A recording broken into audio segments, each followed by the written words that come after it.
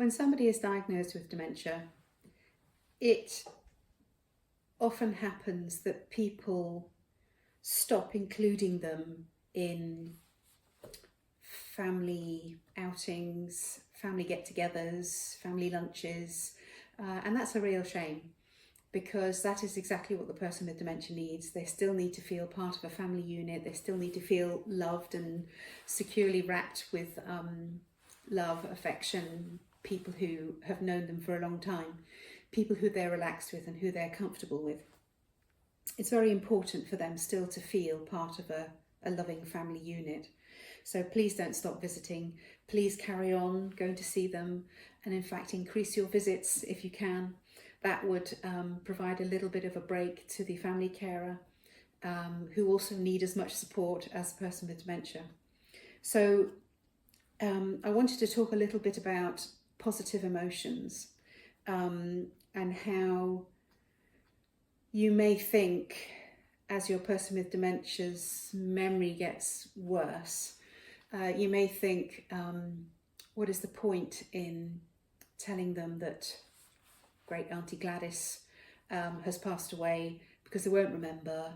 And actually, what inevitably happens is, if you do tell them that great Auntie Gladys has passed away, every time great Auntie Gladys comes up in the conversation, they will basically learn all over again, as if it's never happened, that great Auntie Gladys has passed away. So I remember with my own mum, my sisters and I decided that we would bubble wrap her. And I don't mean that literally. So any bad news, we shielded her from it, because that was the kindest thing. My father had passed away with Parkinson's, and that didn't seem to be something, you know, a year after he'd passed away, didn't seem to be something that she was still upset about. She had sort of grieved and come through that. So the question of my father never came up.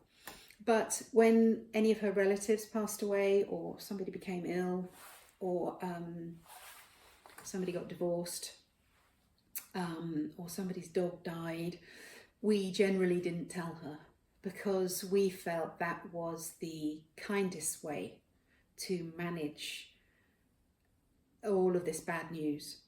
And some people may disagree with that, but unfortunately, if you tell your person repeatedly that, why are you asking for your mother, she died 20 years ago, your person with dementia will just relive that grief and that moment of hearing the bad news over and over and over again.